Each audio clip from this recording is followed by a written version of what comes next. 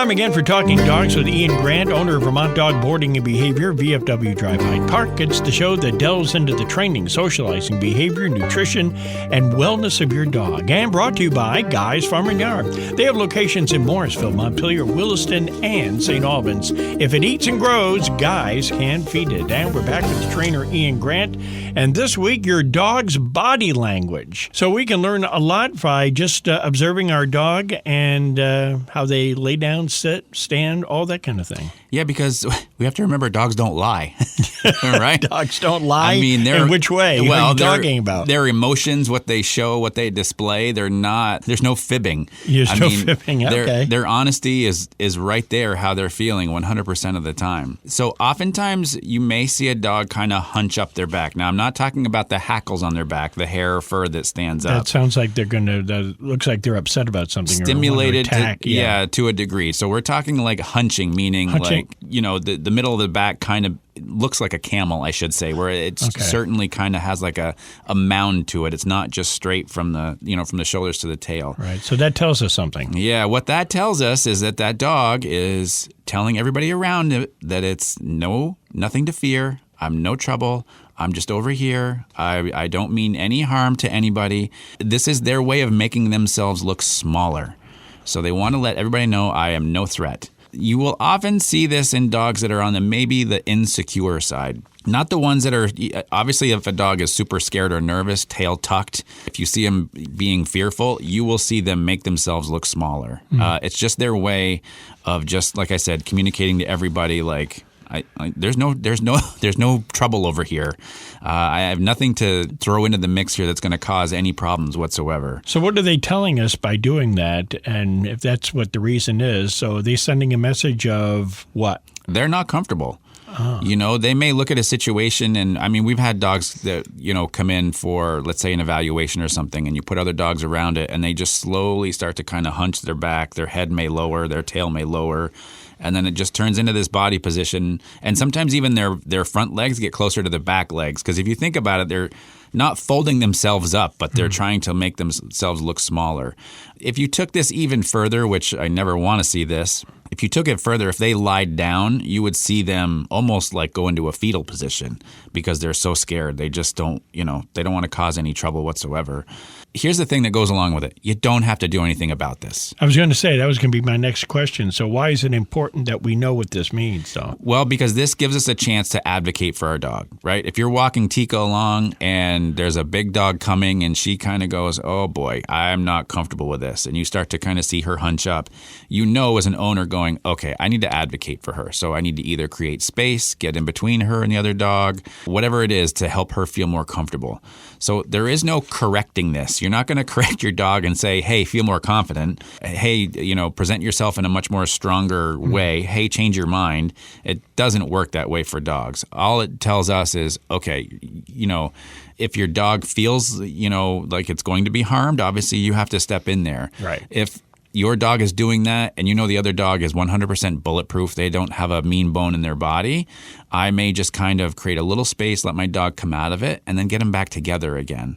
So sometimes this is some building confidence because we don't want them to walk around with, their back hunched up all the time. It's not a good place for them to be mentally either. And also when it comes to body language, everybody wants to know about body language, but I shouldn't say everybody, but most people want to correct every single thing that they do that their dog does. So it turns into this micromanaging helicopter parent. I have to correct this and correct that. Yeah. And then you're tempted to when they get into this position to say, that's okay. So that's something you don't want to say because then you're almost not condoning, but you're nurturing. Nurturing, right? Exactly. That's what I was looking for. So you got to be careful because it's very easy to say, because your message is that's okay. I mean, in other words, don't be afraid, but you're sending a different message. Yeah, absolutely. Especially when it comes to, let's say, it's garbage day, right? And you're walking Tika down the street and somebody put out their big garbage thing. And to Tika, I don't know what that thing is, but it's scaring the heck out of me.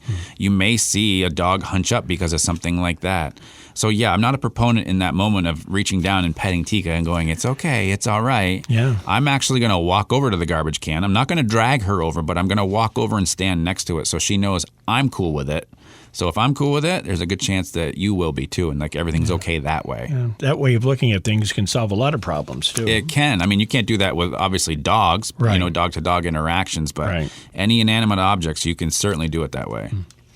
Back with our dog fact of the week in just a moment here on Talking Dogs. Hey dog owners, if you're struggling with your dog's overexcitement, pulling on leash, excessive barking, or even recall, and you want a clear, structured way to finally make progress, listen up. My Canines and Culture program is a 3-month transformation journey that includes weekly instructional videos, a supportive community, and live group Zoom calls where you get real-time coaching from me. Enrollment opens Tuesday, April 1st at 9 a.m., but only for people on my VIP waitlist. And here's the deal. This program won't be offered again until the fall of 2025. This time, I'm giving you more flexibility with 3 different Zoom calls each week so you can pick the time that works best for you. No more stressing about missing a session. Spots are limited and the VIP waitlist gets first access before it opens to the public. Don't miss out. Join now to secure your spot. Head to the link in the show notes to sign up. I love helping out people with their dogs during this program, and I love taking this journey with you. I look forward to seeing you in April. Back with Talking Dogs with Ian Grant from Vermont Dog Boarding and Behavior, VFW Drive Hyde Park. Want to catch some of our past programs or other podcasts that Ian does through Vermont Dog Boarding and Behavior? Just go to his website, vermontdogboardingandbehavior.com, click on podcasts, and you'll find a bunch of great information and a lot of entertainment, too. Yes. All right, our dog fact of the week, Ian, is the dog's nose. You got an interesting fact about it. We've kind of been on the dog's nose these days. Last week it was scent games, so now we're sticking with the schnoz again. Yes, we are, absolutely. So what's the fact of the week for the dog's nose? Well, I think everybody knows that a dog's nose is wet.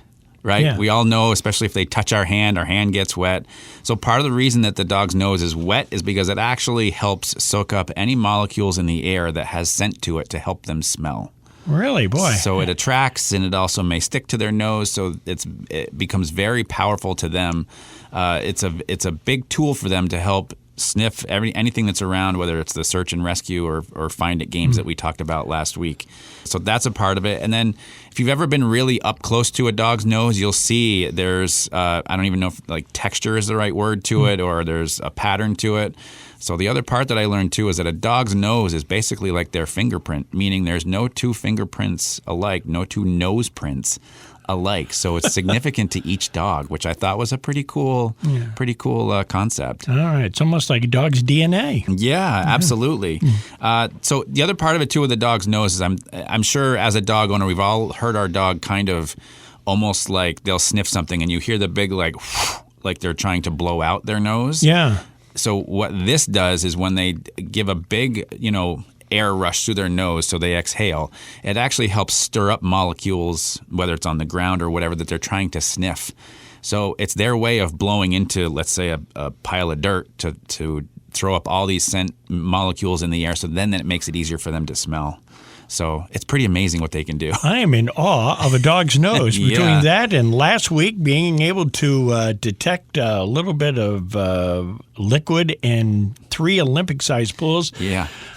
Man, I'm just blown away. It's pretty impressive. All right, so we better kind of wean ourselves off of this. If we talk about the nose next week, I'm just going to explode here. So. Yeah.